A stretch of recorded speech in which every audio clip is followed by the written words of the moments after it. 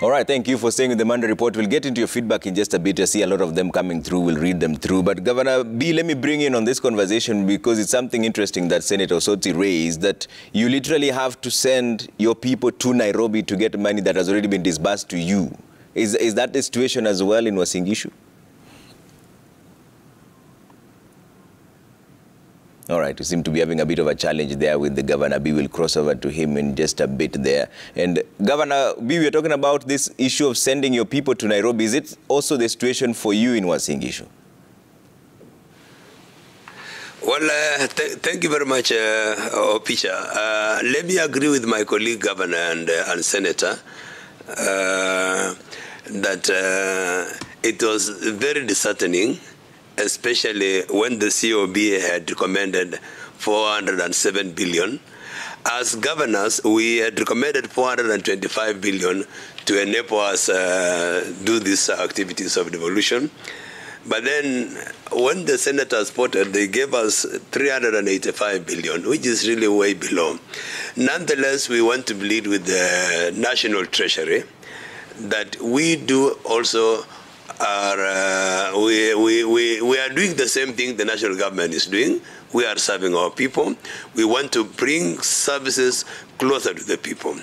And it is unfortunate again that we have to send people to Nairobi so that they will follow the same monies that have been allocated to us. I think this time and era, we should be very much smarter than that, because the role of ICT, the role of digital space and platforms should give us the added advantage, so that we will be able to, have this money in time. But nonetheless, I will feel that it is time now we talk about devolution, because as one of the North counties, we are feeling really honored to really host this devolution. Yeah.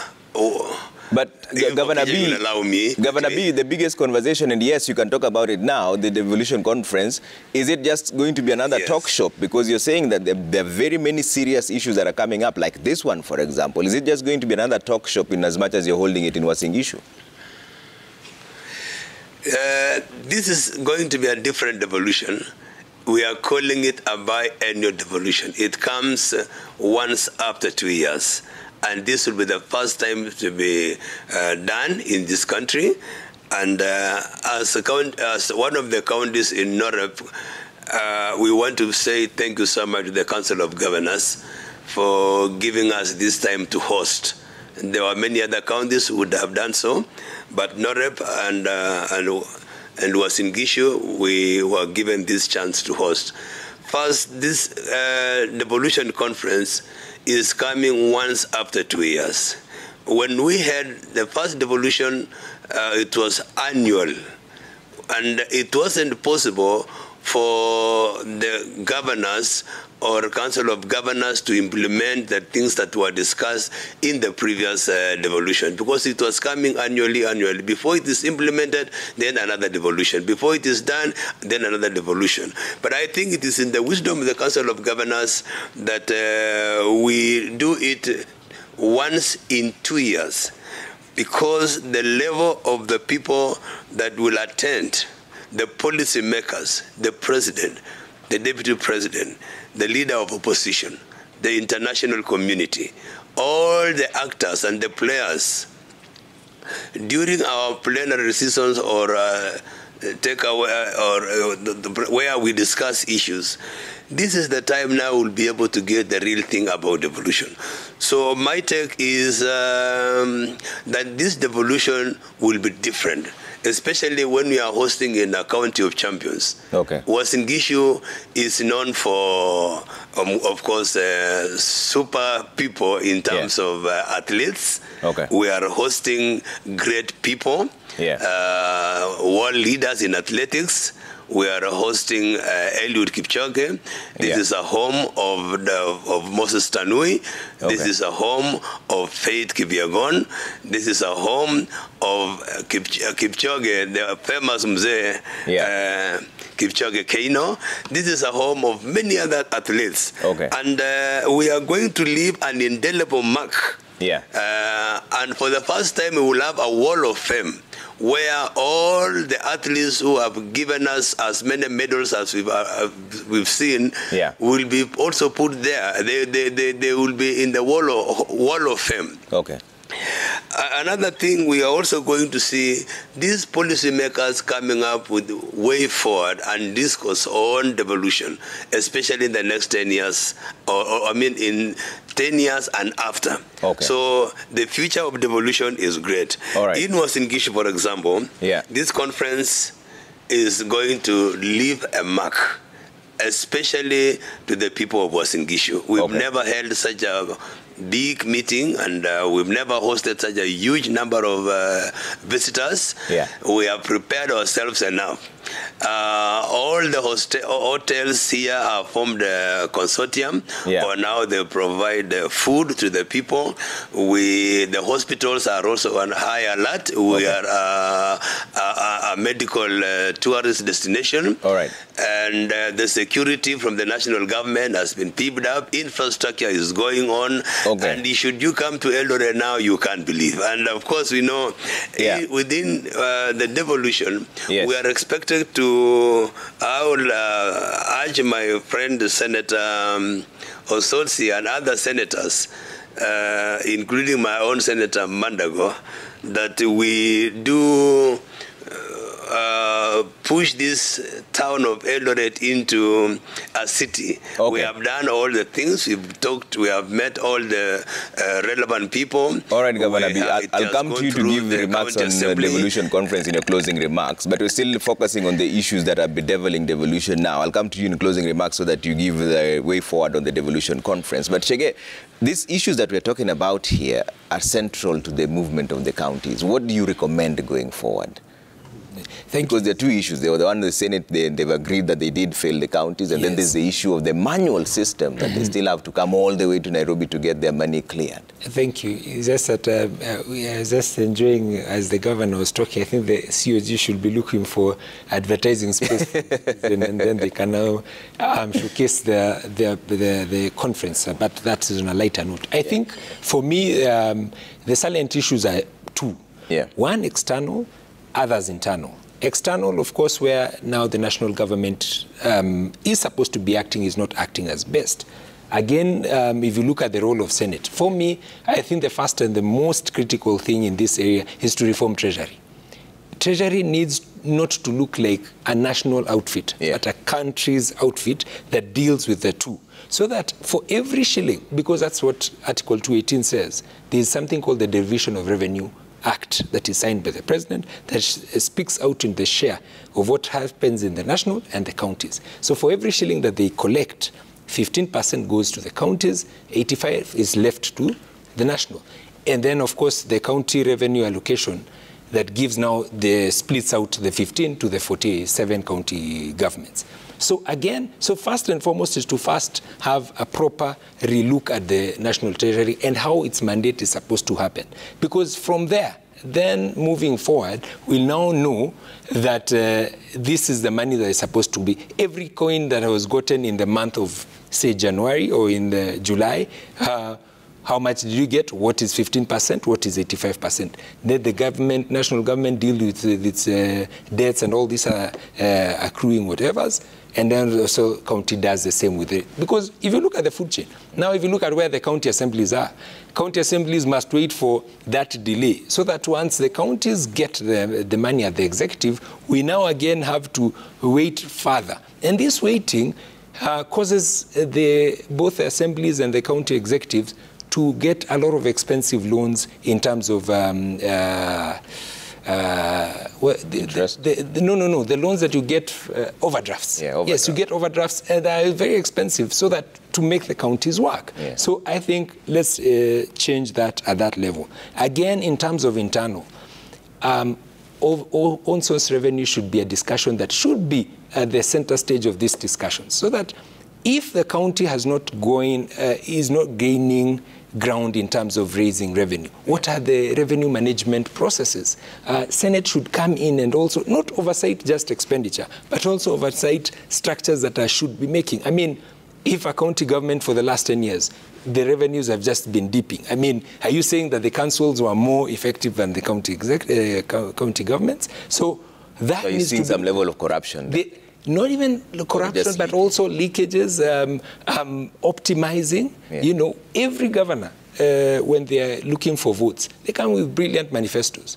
We don't see the manifestos being implemented in terms of policy papers and legislative proposals and the county assemblies. We sit, we wait, other than the usual documents that must, you know, they have timelines and all. We expect them now to come with more creative ideas, so that when they now start running over their governments, you know, first year and second year, you should be seeing progress and you should be seeing, you know, tangible movement forward. That I think is also lacking. Again, in issues of politics, you cannot be held, you know, you cannot be strangled by your own supporters in terms of employment. Mm-hmm. You know, there's the normal attrition, but it's also what you want to achieve by the given 5 years. Mm-hmm. Countries now, you know, the discussion about the finance bill at the national level and the way they're robust. I can assure you that's the next step when it comes to the counties. Now Kenyans are going to be asking, how are you going to finance whatever you are proposing? So those are issues now we need to relook at. We need to enjoy, you know, look at more critically. Yeah. The counties, most of the county executive formed regional economic blocks. You know, there's the Lake one, the one for, I think the Coast one, there's one around Mount Kenya and all that, because they have issues of economic in nature, and that brings them together. How are they raising the synergies, and how are they benefiting from that synergy of coming together? Or are they, but then again, there's the transition when these other, you know, we're in the third cycle of governments. Yeah. What happens in the first, second? If there's a change of the executive, then everything stops. And that's where a bigger problem of pending bills comes. Yes. So as far as we need to have a very robust conversation on how to deal with pending bills, because the traders and the businessmen who deal in this are the same. Yes. They're the ones who are now being lost in between and losing money and being auctioned and all that. So a discussion needs to go further than that. Senate needs to come out very clearly when it comes to supporting the interests of these county governments. Okay. And we need to see that discussion, especially with regards to reforming the national treasury, issues like pending bills, and issues like absorption of development budgets, because that is what Mwananchi really benefits from. Yeah, and let's address the elephant in the room. Professor, let me bring in on this. What do you recommend when it comes to dealing with pending bills? Because, you know, counties owe suppliers and contractors 159.9 billion in pending bills. I think, yes, we are talking about counties, but I think even in the national government, we still have pending bills. Yes, in fact, it is more than 400 billion. There are several reasons that contribute to pending bills. One is late implementation of projects, so that at the end of the financial year, probably it is 50% or even 10% complete, or is even yet to start, yet you've committed money to that project. So when it crosses over as a pending bill. Secondly, we also have challenges with unmet targets we over-project when it comes to own-source revenue. Yeah. So if you say you will collect 300 million, for example, and then you end up collecting 200 million, this money that you project that will collect before the end of the financial year is factored in the budget. Yeah. And you commit the money. And then when you have this shortfall, then you'll not be able to honor payments of projects that have already been delivered. So it will cross over as a pending bill. So I think, one, as governors, we need to be very careful when we are making our projections. Let us be realistic in making projections for our own source revenue. Secondly, I think we should roll out implementation of projects early enough. At least latest by second quarter, they should be on, so that it gives us time and contractors to deliver on those projects so that they can be paid before the close of the financial year. And then we should also be having a very clear plan, and I want to applaud the control of budget, because at least that office has been pushing us. Every time we make requisitions to make payment, you should demonstrate what you are doing in terms of payments of the outstanding pending bills. And I think a number of our counties have actually made progress. And even as Bomet, we have made a lot of progress. And I think so far, so good. We have very small amount that is still pending.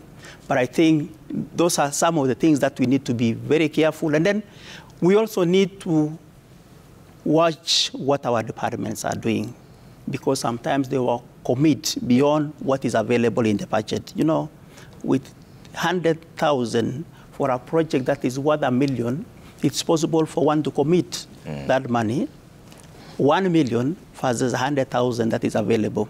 So we should be careful, and we should be very close to our people so that they don't put us into problems. All right. There's a lot of feedback coming through. Let me read some of them, and then I'll come to you, Sotsi, so that we talk about this, the elephant in the room, which is the pending bills, the best way of dealing with them. Let's bring that up and see what you're saying. And Trevor Mbija at Citizen TV Kenya, use the hashtag Mando Report. Agumba Steve says at the onset of the 2010 Constitution, Devolution had started changing the service delivery by transferring services closer to Mwananchi. But after realizing that something can be pocketed, the mess started and services became poor. Empower devolution and punish corruption. Okay? Hudson says devolution of health was the worst decision ever made by the government. Health is on its deathbed in the counties. It should be taken back to the national government, okay? I'm sure they'll address that in their closing remarks. Babu Michael says, when will the counties be able to raise their own revenue to meet their crucial and important operational requirements without paralyzing operations at the specific counties waiting for their share from central government or treasury? Sir Nixon says Kenya has definitely taken huge strides in terms of development since devolution started. We can do better if leaders can pick faster after general elections, recovering fast from campaign fever where endless promises tend to dominate day in, day out. Bugwa says, my question is, how should the country address the changing of public service heads at the county level every election cycle? Notably, at the national level, there is continuity in the public service. Okay? Crispinas Adams says devolution can succeed if the national government offers the necessary support. When you delay funds and disburse the last minute, you encourage corruption as the funds are spent without any proper plans just to ensure they are absorbed. And Wanja Douglas says our county chiefs are lacking creativity and innovative capabilities to think of ways that their respective counties can leverage on comparative advantage in natural resource endowments, and hence they don't collect enough OSRs, and hence they lag behind in development. Osotsi, as you also give us your closing remarks on this, so what is the conclusion? Well, maybe just to a quick comment on the pending bills. Yes. There are various reasons why we have pending bills. But what Senate is trying to do is to come up with a legislation around prompt payment so that it will give a guide on how payments will be made in a timely manner. Allow me to go back to one of the challenges I thought would need to be addressed so that we make a headway on matters of devolution. I think we need to have a relook at the role of Senate on budget-making process because at the moment, budget-making process is largely a preserve of the National Assembly, which with a careful reading of the Constitution should not be the case. Senate, I believe, should participate in budget-making process so that they can be able to unlock some of these challenges that counties are going through. For example, health is a devolved function. Why would the national government continue holding over 70% of the money at the national level and just less than 30% to the counties? So if Senate was involved in the process, they would be able to deal with some of these things, including even agriculture, even water. But for some reasons, Senate has been left out. And that's why one of the key issues in the Omutata case on the Finance Act is the role of Senate, why Senate was left out in the whole process of passing the Finance Act. And I think if courts rule in the favor of Umtata, I think that will be the beginning of restructuring the budgeting process and the role of Senate.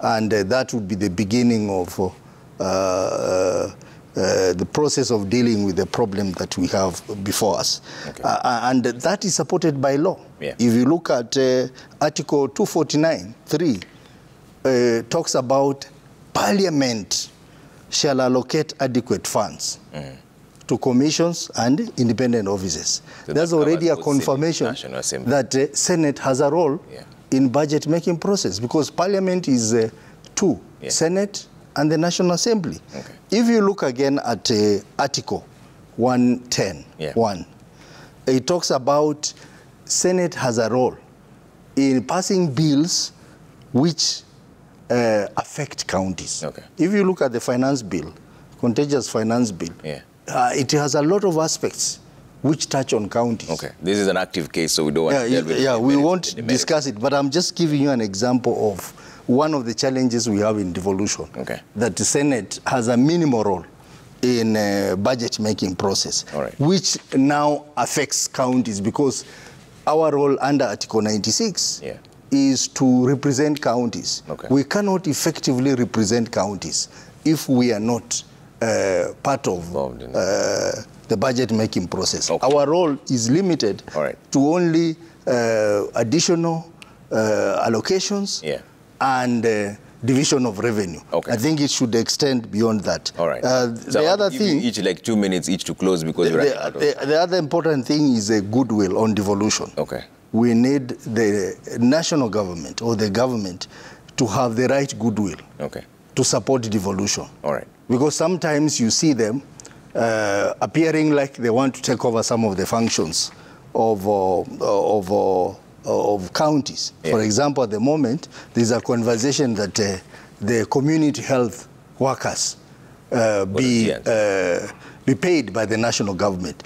Our view as Senate is that if the national government wants to support counties, it should give them additional resources, conditional grants, so that they can pay the CHWs. They shouldn't take it. Because gradually they will keep on picking one function and the other until before you realize the functions will be taken to the national government. So there is a lot that Senate can do. And I think in this current Senate, we are having a conversation on how to reset Senate. So that we position Senate as an effective implementer of Article 96 of the Constitution. All right. Governor B, as we close on this, how will you ensure that the recommendations that come out of the devolution conference that is coming to your county are actually implemented? Just 2 minutes as we wind up on this, because we've run out of time. Thank you so much, Picha. First, I want to say that we should not really focus so much on the problems that bedeviling the devolution. We can also speak of the way forward and talk of the success story. One is this devolution will have very serious minds. We are calling them policymakers. I'm very sure our breakaways, we have about 7 breakaways, will have time to discuss on the talks and what we have showcased and what we think will really help us in time to come. So personally, I want to believe that these policy makers and highly skilled people will give us a way forward. It is in the interest of everybody and every Kenyan that devolution should work. I want to assure you that from my end that we are so prepared for it, and I want to take this early opportunity to really welcome everybody on board. Welcome to the Devolution Conference in Uasin Gishu County. I want also to assure our people that we have prepared ourselves enough. We have enough security. We have a good climate, the best climate, of course, in the world, and everybody else is on alert. I also want to assure the visitors that we have bed capacity now in our town is 7,000, and of course we are adding more. All the business communities here are ready to showcase what they have, and they are very ready to be very hospitable and to welcome visitors. Okay. I want also to assure all the conference people who will be attending that this is the place to be. Okay. Eldoret is a very strategic town. Right. We are located right because we have international airport. We are connecting point to countries in Western Kenya, all the way to Uganda, Burundi, and South Sudan. Okay, this is Governor. the place to be. And as a governor of Uasin Gishu, together with the Council of Governors, we want to say that welcome to Uasin Gishu. This is the backyard of the president himself, and we are putting ourselves ready for receiving these large visitors that we've never seen before. Thank you, Governor. Shege, closing remarks. Thank you. Mine are just two. One, this conversation needs to be kept alive with discussions like this ones and more in-depth ones. Number two is that we also need to look at how do we strengthen the other arm of the county governments, which is the legislative arm. Why? Because this is what will help you in understanding and auditing remittances from counties and from the national level. Number two, if money is actually being spent as it was supposed to be done as per the budgets that we've passed. Number three, in analyzing reports that are coming from the control of budget and also the Auditor General's office. Because these reports are the ones now come out to show how exactly things are. And the people or the bodies that are mandated to do this, of course, is Senate and the county assemblies. County assemblies need to be strengthened so that even issues like financial autonomy for county assemblies, we've not even raised that for a county assembly to access money, the CEC finance in the executive must okay. If they do not okay, assemblies are stuck. So those are issues that we need to look at. So we need Senate to be more vibrant in ensuring the strength of county assemblies, COG also to throw in their word and their weight, and of course the State Department of Devolution at the national level. We need for the devolution to work effectively and for us to be able to see value for money and for Mwananchi to feel that is actually represented by the people they elected at the very grassroots level. Okay. So I think that needs to happen as a way forward. Thank you. Prof? Thank you very much, Trevor. I just want to, even as I make my closing remarks, to mention the issue of health. One of our viewers has indicated that is we are not doing very well. But I want to say, as much as we have challenges in health, there are also contributing factors to that. But I want to say in our counties, health is doing very well because dispensaries as all over. Of course, we have been having challenges with some of the institutions that are supposed to be supporting us, like KEMSA. You make an order, and you are only supplied to the quarter of what we have actually requested. So that is one. Secondly, is the issue of wage bill. To pay these doctors, very expensive. They take a lot of our money, and we have very limited resources as counties. So the issue of resources is also a challenge. So if we can be supported, and I'm very happy, the President has made a commitment that he will support us as counties. He has made a commitment to the Council of Governors, and we want to take advantage of that goodwill from the President that he will devolve all the functions, and those functions will be followed by the resources. So if that will be done, then I can assure you that some of these inefficiencies and complaints that we are having from our Wananchi will be minimal. And then the other thing that I want to request, as much as we don't have a fiscal independence as counties, it is also very important that for all the constitutional bodies that are supporting counties, let them do their functions without overreaching. We have mentioned the issue of the control of budget. At times, this control of our budget wants to be Auditor General. So those are some of the issues that we have been having. Let them oversee the implementation of the budget, but not overreaching to the function of the Auditor General. Those are some of the complaints that we have. Let each and everybody that is supporting county government do their functions as mandated by the Constitution. Okay. Otherwise, we want to make commitment to the wananchi of Kenya that as counties, we shall do our best to ensure that we deliver services effectively and efficiently. All right. Thank you. I want to thank you all this evening for coming. His Excellency Jonathan B., Governor for Uasin Gishu, His Excellency Professor Hilary Barchok, Governor for Bomet, Honorable Godfrey Osotsi, Senator Vihiga, and Honorable Shege Mwaura, County Assembly's Forum Secretary General, and also MCA Ngara Ward, right? Thank you so much for making time this evening. And thank you all for all the feedback that has come through. Next month, the Devolution Conference kicks in Uasin Gishu. We'll see what comes out of that, because the conversation is all about you at the end of the day. All right, my name is Trevor Mbija. On behalf of the entire team that made this possible, we say good night and God bless.